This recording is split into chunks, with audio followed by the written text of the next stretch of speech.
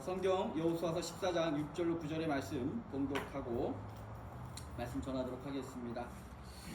6절부터 9절 말씀 함께 교독하겠습니다. 앞에 화면이 보이시거나 아니면 화면이 잘 안 보이시는 분들은 PPT를 보시면 될 것 같아요. 그때 유다 자손이 길갈에 있는 여호수아에게 나오고 그니스 사람 여분네의 아들 갈렙이 여호수아에게 말하되 여호와께서 가데스 바네아에서 나와 당신에게 대하여 하나님의 사람 모세에게 이르신 일을 당신이 아시는 바라. 내 나이 40세에 여호와의 종 모세가 가데스 바네아에서 나를 위하여 이 땅을 정탐하게 하였으므로 내가 성실한 마음으로 그에게 보고하였고 나와 함께 올라갔던 내 형제들은 백성의 간담을 높게 하였으나 나는 내 하나님 여호와께 충성하였으므로 그날에 모세가 맹세하여 이르되 내가 내 하나님 여호와께 충성하였은즉 내 발로 밟는 땅은 영원히 너와 내 자손의 기업이 되리라 하나이다. 아멘. 우리 함께 축복하겠습니다. 하나님께서 당신을 위하여 축복의 새 역사를 시작하셨습니다. 아멘. 우리 좀 앞뒤 잡아보시면 축복하겠습니다. 다 같이 오늘은 1대1로 한번 좀 맞춰볼까요? 1대1로 짝을 맺어서 원하시는 분들과 1대1 손을 향해서 들고 승훈이 누구야? 태종이? 짝이 없는 분 계신가요? 다 됐죠? 함께 축복하겠습니다. 하나님께서 당신을 위하여 축복의 새 역사를 시작하셨습니다. 아멘. 함께해서 고맙고요. 감사하고 이게 야외를 들으니까 일기예보에 굉장히 민감합니다. 근데 오늘 아침에 햇빛이 쨍 쪄가지고 또 우리 너무 더울까 걱정했는데 너무 최적의 날씨 아닌가요? 우리 하나님께 또 우리 좋은 교회 우리 예배를 위해서 정말 좋은 날씨를 허락하신 것 같고요. 너무 감사를 드립니다. 너무 더워도 힘들고 너무 추워도 힘들고 너무 바람이 힘들고 참 여러 가지 여건이 어려운데 또 때맞춰 하나님께 좋은 날씨를 주셔서 감사를 드리고 오늘도 말씀의 은혜 속에 함께 하시길 원합니다. 우리가 여호수아서를 시작하면서 벌써 14장째 이르렀습니다. 14장에 이르렀는데 이 성경에서 보면 여호수아를 읽다 보면 맥락이라는 게 있죠. 어떤 맥락이 확 좀 바뀌는 좀 새로운 어떤 그런 성경입니다. 여러분들이 집에서 부탁을 드리긴 여호수아 성경을 좀 같이 읽으시면서 또 공부도 하시면 더 은혜가 될 텐데 여호수아서 14장은 크게 이제 그 큰 맥락의 두 가지를 찾을 수 있는데 첫째로는 기업 분배라고 하는 겁니다. 다시 말하면 하나님께서 약속한 가나안 땅을 이제 와서 정복 전쟁이 끝나고 12지파가 그 땅을 나누는 거죠. 아마 좀 PPT가 앞에 좀 있을 텐데 작아서 좀 보이시기 힘드시겠지만 12지파가 이렇게 땅을 분배를 합니다. 근데 이게 뭔 상관이 있겠나 싶긴 하겠지만 사실은 이 12지파가 땅을 분배하는 내용을 잘 이해하면 구약 성경의 맥락들이 잘 이해가 됩니다. 왜냐하면 이 얘기가 하면 좀 길어지겠지만 12지파가 나눴지만 실질적으로 보면요 이 중심축이 있습니다. 맨 위에 므낫세, 에브라임, 베냐민, 유다 지파 4지파를 중심으로 12지파가 나눠져 있어요. 이건 조금 더 깊게 나아가면 창세기로 넘어가면 라헬과 레아 지파 사이였던 그런 갈등부터 시작되는 지파들의 분열과 땅 나눔 그리고 그것의 중재자인 베냐민 지파가 싹 끼어가지고 중재자 역할을 하고 있는 그런 기막힌 하나님의 묘수가 담겨져 있는 그림인 거예요. 그래서 이 12지파가 땅을 분배하고 12지파를 이해하면 구약 성경의 큰 맥락들이 다 이해가 돼요. 더 나가면 조금 시간이 길진 않지만 사울 왕이 이스라엘 초대 왕이 사울 왕이 다윗이 등장할 때 그렇게 긴장하고 시기했던 이유가 뭐냐면 사울이라고 하는 사람은 베냐민 지파 출신이었던 거예요. 여기 보시면 베냐민 지파가 땅이 얼마나요? 땅이 커요, 작아요? 굉장히 작죠? 다른 지파보다 굉장히 작아. 인구수가 작다는 거예요. 작은 지파 사람 출신이 왕이 되고 나니까 큰 지파 출신의 다윗이 등장했을 때 긴장하고 시기하고 힘들었던 그런 것들이 어느 날 갑자기 나온 것이 아니라 다 이유가 있는 거죠. 그래서 이 12지파를 이해한다는 것은 굉장히 중요하고 12지파가 땅을 나눠 가졌다. 이것은 제가 소원하기는 언젠가 좀 기회가 된다면 같이 공부를 하게 되면 12지파의 드라마로 이해하는 뭐 구약 성경으로 성경 공부 제 그 강의안도 있는데 같이 공부를 하면서 구약 성경이 쫙 맥이 좀 이렇게 이해가 됩니다. 너무 중요한 부분이에요. 근데 오늘 설교 시간에 나눌 수 없기 때문에 이렇게 맛만 보여드리고, 두 번째는 이 14장의 핵심은 어떻게 보면 정말 중요한 또 하나의 그 모멘텀이 있는데 갈렙이라고 하는 사람의 등장입니다. 이 갈렙이라고 하는 사람 여러분들 성경을 좀 아시는 분들은 기억하실 겁니다. 갈렙이라는 사람이 갑자기 등장한 것은 아니죠. 이미 가데스 바네아에게 오늘 등장을 하지만 가데스 바네아에서 12명이 정탐을 갔는데 그 중에 10명은 우리는 아니야, 우리 메뚜기 같아 하면서 불평하고 원망하고 막 짜증을 부릴 때 유일하게 아니야, 그들은 우리의 밥이야 하고 외쳤던 두 사람이 있었는데 여호수아와 누구죠? 갈렙이라고 하는 사람. 이 여호수아 갈렙이라는 사람이 굉장히 오랫동안 이스라엘의 지도자였고 지파를 대표하는 사람이었는데, 사실은 여호수아가 시작하면서 13장에 이르기까지 갈렙의 이야기는 별로 찾을 수가 없어요. 그동안도 계속 역할이 있었을 테고 리더십을 발휘했을 터인데 갈렙이라는 사람이 등장을 하지 않습니다. 그러다가 14장에 갈렙이라는 사람이 탁 등장을 해요. 그것도 나이 85세. 나이를 먹을 만치 먹은, 이제 어떻게 보면 죽음을 앞둔 나이에 등장을 합니다. 여호수아 성경이 여호수아 1장부터 13장까지는 여호수아 중심의 성경이었다면 이 14장을 넘어가면서부터는 갈렙의 중심으로 바뀌게 돼요. 이것은 또 다른 측면으로 어떤 의미가 있냐면 이스라엘의 그 구약의 그 역사를 보면 모세와 아론을 중심으로 한 레위 지파 중심이었다가 여호수아로 중심으로 한 에브라 지파 중심이었다가 이제 갈렙을 중심한 유다 지파 중심으로 새롭게 바뀌어가는 그런 굉장히 중요한 모멘텀이 여기에 등장하고 있는 거죠. 이 이야기도 12지파 이야기와 더불어서 이해를 하면 굉장히 드라마틱하고 재밌는 이야기인데 오늘 그런 이와 같은 이야기를 다 할 수 없기 때문에 좀 갈렙이라고 하는 사람에 대해서 좀 이야기를 나눠보려고 합니다. 이 갈렙이라는 사람을 보면서 오늘 함께 나눌 것은 뭐냐면, 갈렙이라는 사람을 가만히 보니까 첫째, 그는 축복의 사람이었다라고 합니다. 한번 우리 인생을 살면서 이미지라는 게 있잖아요. 이미지. 나는 어떤 사람일까? 우리 자식이 나를 봤을 때, 아니면 또 이웃이 나를 봤을 때, 누군가 나를 봤을 때 나를 어떻게 바라볼 것인가 한번 생각해봐요. 지난주 우리가 나눴던 이야기 있죠? 뭐 A라고 쓰고 B라고 읽는다. 그럼 여러분 한번 생각해보세요. 유재기라고 쓰고 뭐라고 읽는다. 그 뭐라고 할 때 A라고 하는 것은 표면적 표현이에요. B라고 하는 건 실체적 표현이에요. 이미지인 거예요. 유재기라는 사람이 가지고 있는 실체적 표현이 뭐냐라고 하는 측면을 우리가 생각해보면서 여러분의 이름을 놓고 나는 어떻게 보일까? 남들은 어떻게 느낄까라고 하는 건 너무 중요한 거예요. 여러분 자신 한번 생각해보세요. 내가 가진 이미지는 뭘까? 사람들이 나를 떠오를 때 난 도대체 어떤 사람일까?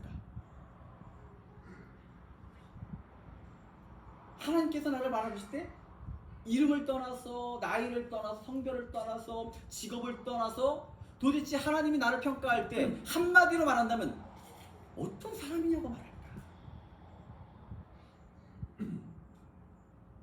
이거는 우리가 아마 죽을 때까지도 고민해야 될 문제인 것 같아요. 나는 어떤 사람일까? 근데 이 갈렙이라는 사람을 돌아보면 갈렙이라고 하는 사람은 한 가지는 확실해요. 그는 축복의 사람이었습니다. 축복의 사람. 우리 인생 가운데 누군가 우리를 보면서 하나님 안에서 정말 복된 자다, 이와 같은 이미지와 평가가 여러분 가운데 있기를 간절히 축원합니다. 정말로 하나님이 함께 하시는 사람이야, 하나님 도우시는 사람이야, 역사하시는 사람이야. 얼마나 중요해. 그가 받은 축복을 나눠봤습니다. 생각해봤습니다. 그가 나눈 축복은 첫째로 건강의 축복이었어요. 11절을 보니까 모세가 나를 보내던 날과 같이 오히려 오늘날 우리가 강건하니 나의 힘이 그때나 이제나 일반이라 싸움이나 출입을 감당할 수 있사온즉 이렇대. 근데 이때 나이가 갈렙이 몇 살이라 그랬죠? 자, 제가 5분 전에 말했는데 85세예요. 제 나이에 지금 35을 더해야 돼요. 그러면 우리가 생각하기에 85세란 나이가 어떨까요? 저희 아버지 89세에 돌아가셨는데 그 모습, 여러분 부모님들 85세라고 하는 나이를 한번 생각해보면 어떨까요? 이 참 인생에서 건강의 문제가 중요하더라고요. 제가 우리 여기 계신 남성교회 분들이 계신데 한번 설교를 준비하면서 나눴던 얘기를 한 10년 전부터 한번 생각을 해봤어요. 한 10년 전쯤에는 어떤 얘기를 했냐면 캐나다의 어떤 정착 얘기를 했어요. 처음에 와가지고 캐나다에서 어떻게 살까, 캐나다는 어떤 나라인가, 뭐 이런 뭐 직업은 뭐고 비즈니스는 뭐고 이런 얘기들을 나눴고, 더불어 나눴던 얘기가 뭐냐면 자녀들 얘기를 많이 나눴습니다. 왜냐면 그때 대부분 아이들이 어렸으니까. 그러다가 조금 지나고 나니까 슬슬 40대 중반이 지나가면서 저도 이제 다 겪는 일이지만 노안들이 오기 시작하면서 노안 얘기가 나서 서로도 웃는 얘기가 왜 안경을 썼다 벗었다 그러냐. 서로들 앉아갖고 그렇게 안경을 썼다 벗었다. 저도 그때 40대 초반에서 이해를 못했는데 어느 순간이 되니까 이 안경을 썼다 벗었다. 지금 제가 태블릿을 쓰는데 찬송가가 안 보여요. 앞에서 성경을 읽을 수가 없어. 글씨가 작아가지고. 그러다가 그것도 지나고 나니까 뭐 이제 슬슬 나오는 얘기가 갱년기 얘기? 남자도 갱년기가 있다 뭐 하면서 갱년기 얘기가 나오다가, 그러다가 조금 지나니까 이제는 이야기를 하다 보면은 좋은 음식 얘기, 그 다음에 또 무슨 얘기 하냐면 무슨 영양제 얘기. 가끔은 놀래요. 이렇게 무슨 좋은 약들을 이렇게 잘하셔? 그런 얘기, 건강 얘기, 어디가 아픈 얘기. 이야기들이 점점 뭔가 시대를 따라 나이를 따라서 점점 바뀌어져 가는데 상당 부분이 건강에 대한 얘기로 집중이 되더라는 거예요. 중요하다는 거죠. 그런데 갈렙은 85세가 됐는데 자기가 예전이나 지금이나 똑같다는 얘기예요. 85세의 나이에도 독수리의 날개침이 올라간 같은 기력을 가지고 있다. 자신은 내가 왜 저런 늙었는지 모르겠지만 나는 아직 감당할 힘이 있어. 체력이 있어. 전과 동일해. 그는 세월이 지나도 85이 돼도 그가 미치는 영적 영향력, 긍정적 영향력, 이 모든 것들에 흔들림 없이 그렇게 나가고 있는 거죠. 그게 어디서 왔을까 생각해봐. 저는 이렇게 말씀드리고 싶습니다. 갈렙의 가지고 있는 육신적 건강은요, 하나님을 향한 뜨거운 신앙 그리고 영적인 건강에서 왔음을 믿으시고 축원합니다. 하나님 믿는 자 영육간에 강건함이 있기를 간절히 축원합니다. 하나님을 잘 섬기는 자 하나님께서 그 건강도 책임져 주실 줄 믿습니다. 병이 있을지라도 낫게 될 줄 믿습니다.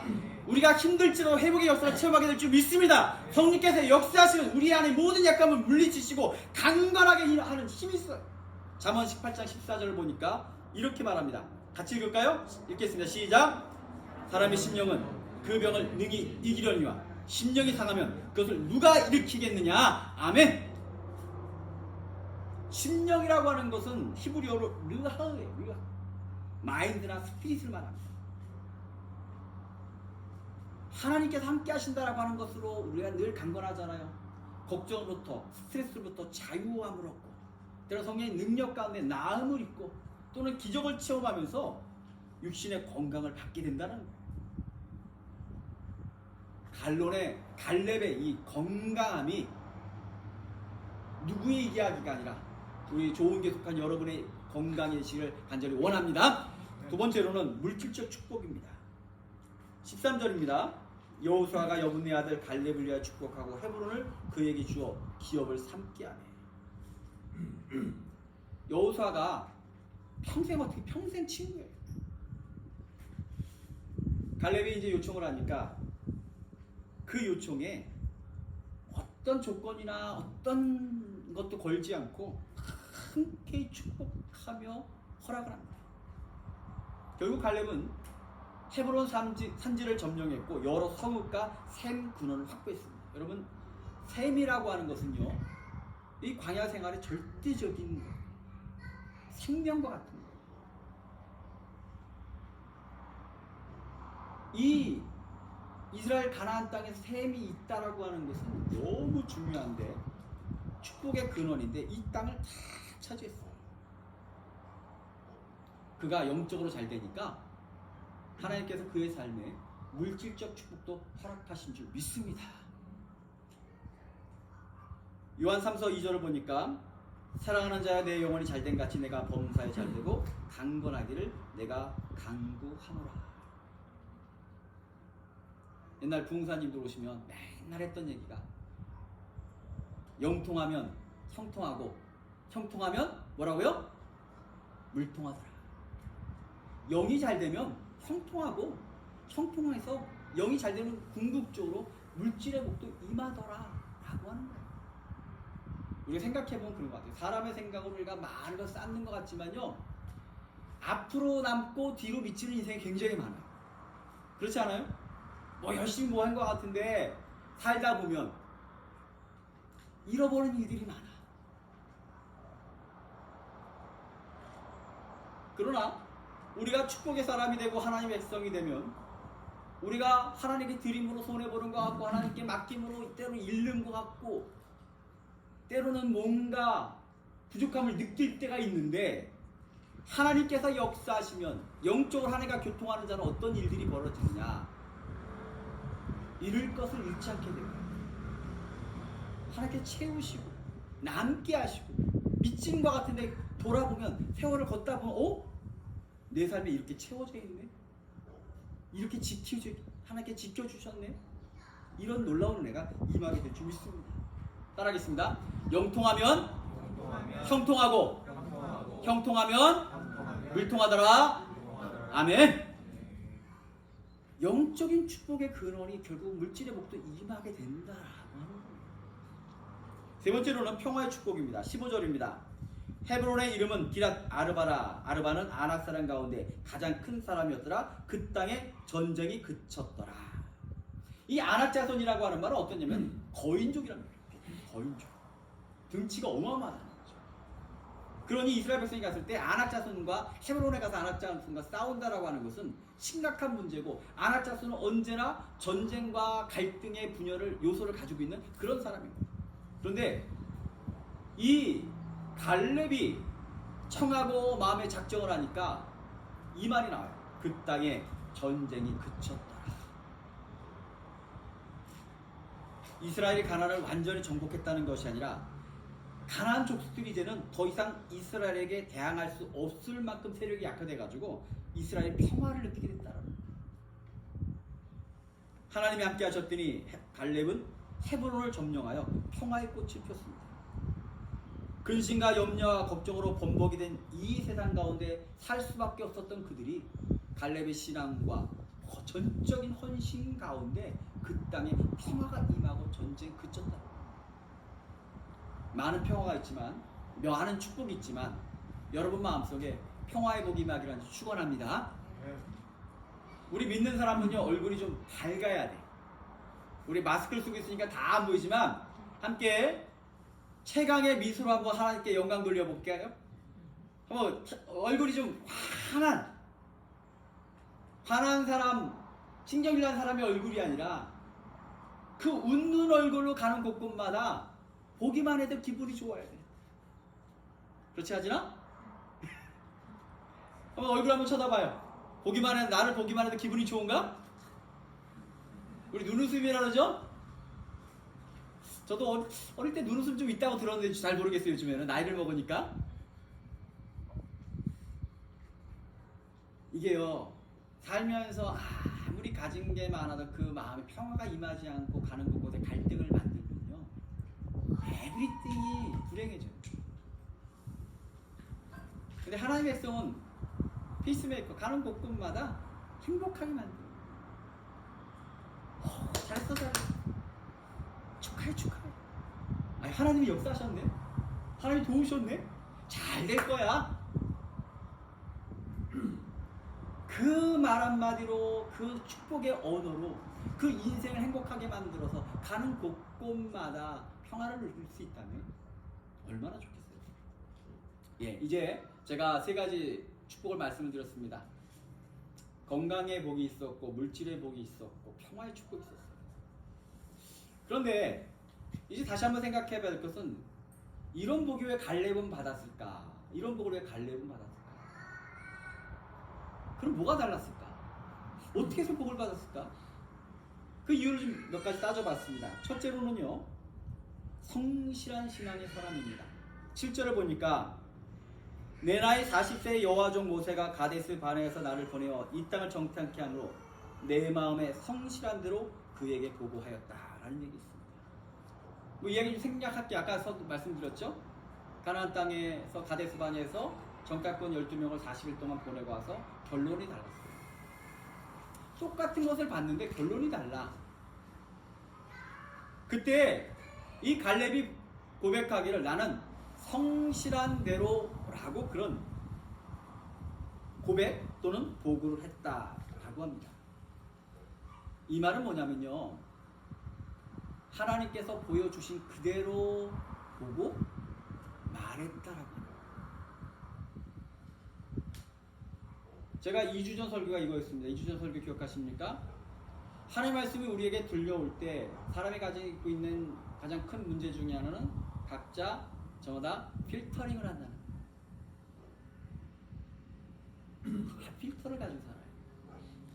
하나님의 말씀의 물결이 우리에게 그대로 들어오는데 저마다 이만한 필터를 가지고 이거는 나랑 상관없는 말씀이야 던져버리고, 에이 내가 이걸 어떻게 믿어, 이거 이해 안 돼, 나 믿을 수 없어, 던져버리고,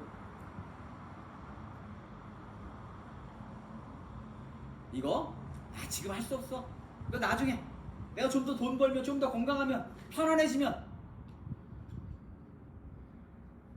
여러분이 갖고 있는 가장 강력한 필터를 통해서 하나님의 말씀들이 들어오다가 그 필터 속에 다 막혀버리는 거예요.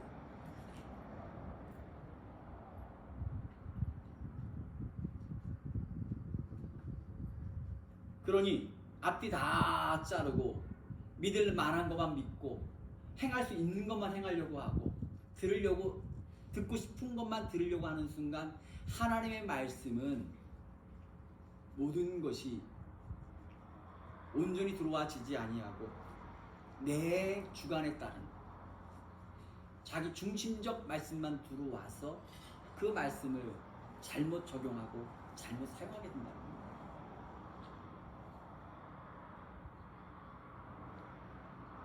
갑자기 옛날 썼던 예화가 생각나네요. 몽당 십자가라고 하는.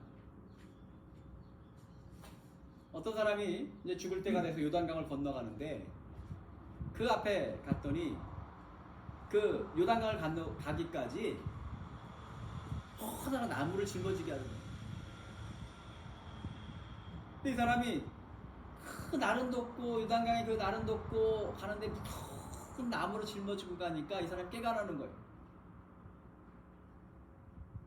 하나님께 따집니다. 하나님, 이거 너무 무거운데 좀 잘라내면 안 돼요?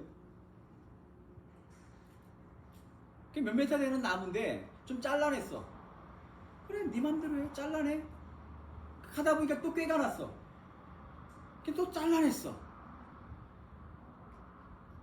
몇 메타 되고 무거웠던 나무가 이제 정작 요단강 앞에 갔을 때 얼마 남지 않았습니다. 왜? 계속 자기 필터링해서 잘라냈으니까.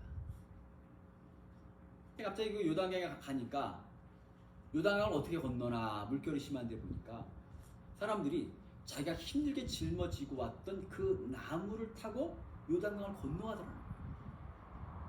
근데 나무가 몇 미터가 됐을 때는 나무가 부력이 있어갖고 사람을 태울 수가 있는데 이 사람이 잘라내고 해서 몽당 나무가 돼버리니까 그 나무를 타고 요단강에 딱 들어갔더니 물에 빠져버리더라고요. 결국 우리가 이 이야기를 잘 생각해 본다면 우리가 갖고 있는 필터링에 의해서 진짜 축복의 말씀들이 지금 내 안에 들어오지 못하고 있는 것이 무엇인지를 여러분 아셔야 돼요. 믿음은 믿을 수 없는 걸 믿는 게 믿음인 거예요. 이해가 되지 않는 걸 믿는 게 믿음인 거예요. 저게 될까 싶은 것을 인정하는 게 믿음인 거예요.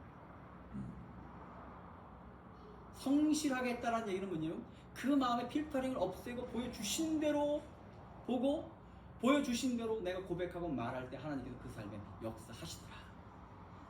오늘 필터링을 제거하고 하나님 말씀 그대로, 하나님의 뜻 그대로, 당신이 의도하신 그대로 여러분의 심령에 지배되고 그 말씀을 따라갈 때 정말 하나님의 축복이 임하기를 간절히 축원합니다. 두 번째로는 온전한 순종의 신앙입니다. 8절입니다.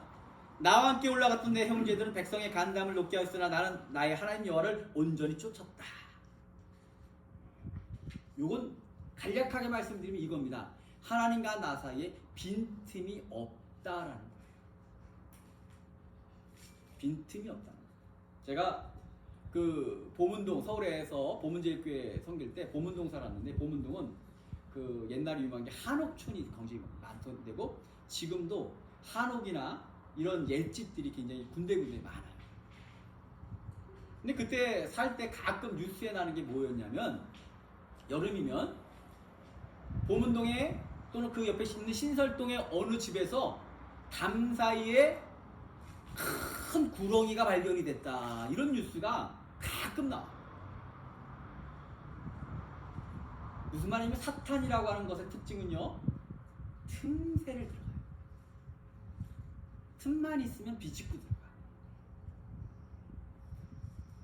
하나님과 우리 사이에 틈이 생겼다는 얘기는 뭐냐면, 틈이 있다라고 하는 얘기는 그 사이에 세상적 생각과 악한 영들과 사탄들이 우리를 타고 들어왔다는 얘기예요. 하나님과의 간격을 만들었다고 하는 거죠.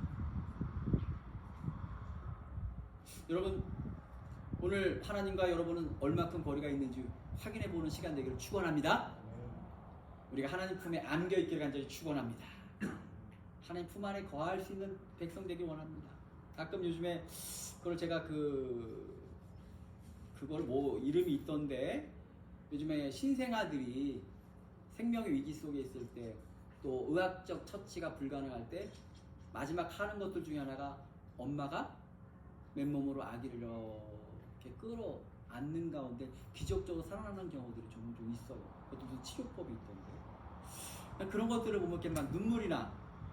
얼마 전에도 600g인가 700g 아기가 그 생명을 갖고 태어났는데 너무 작은 미숙아가 그 몸부림칠 그 가운데 살아나는 그런 것들을 보면, 이렇게 보면 혼자서 막 울어. 오늘 때로는 우리가 어린아이가 같고 미숙아 같고 신생아 같은 그 마음으로 그 엄마가 그 아기를 이렇게 품은 것처럼 우리가 하나님 품 안에 안겨있는 그 믿음과 어떤 영적 느낌들, 감동들이 우리 안에 있기를 간절히 축원합니다. 너무 중요한 것 같아요. 내가 홀로 있는 게 아니라 내가 하나님 품에 지금 안겨있고, 하나님의 온기가, 하나님의 그 맥박이, 그 사랑이, 그 은혜가 지금 나를 끌어안고 있고,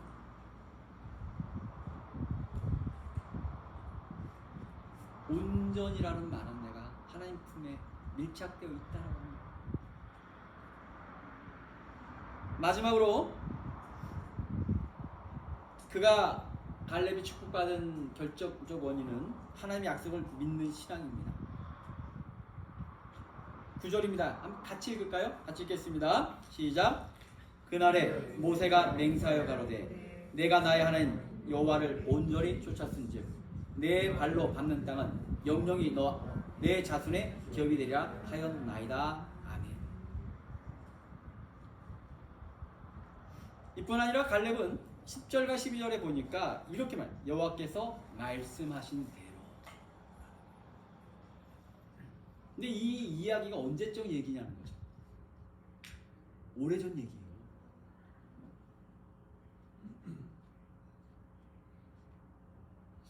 가끔 하나님 앞에 서서 기도할 때 이런 생각을 합니다.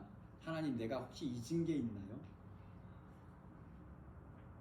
같이 고백해볼까요? 하나님, 혹시 제가 잊은 게 있나요? 하나님 앞에 우리가 고백했던 이야기들, 서원했던 이야기들, 약속드렸던 것들이 우리는 잊었는데 하나님이 잊지 않을 때가 있어요.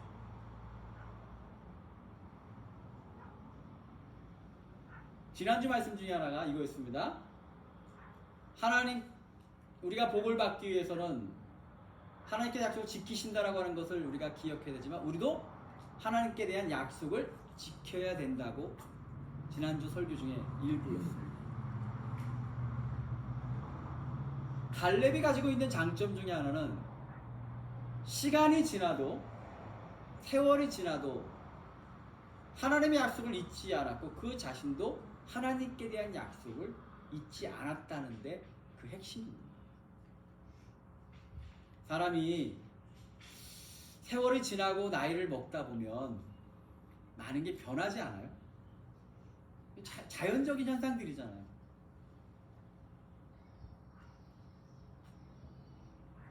나이를 먹다 보면, 세월이 지나다 보면, 또는 어떤 상황이 자꾸 변하다 보면 내가 큰 은혜를 입었어도 그게 자꾸 퇴색해. 예전같이 안 움직여져.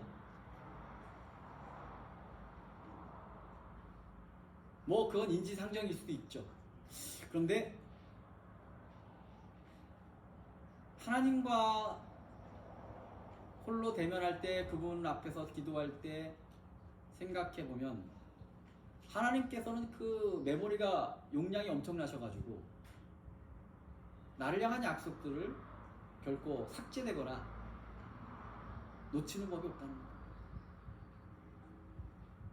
그 말씀은 반대로 우리도 하나님과의 약속과 또 하나님을 향한 우리의 약속 사이에 한결같기를 원하시더라. 한결같기를 원하시더라. 오늘 이것이 우리가 복을 받을 수 있는 큰 축복의 지름길이고 핵심 중에 하나예요. 세월이 지나도 변함없이, 세월이 지나도 흔들림 없이, 우리가 좋은 교회가 시작이 되면서 교회 세우기 기도회를 한 개척 당시에 저녁마다 아니고 토요일 저녁에 10시에 모여갖고 때로 12시, 1시까지 모여서 말씀 나누고 기도하면서 그때 같이 했던 이야기 중에 하나가 이거였습니다. 좋은 교회는 하나님께 영광 돌리는 교회가 되자. 따라해볼까요? 좋은 교회는 하나님께 영광 돌리는 교회가 되자. 이것은 세월이 지나도 우리 안에 변함없기를 축원합니다.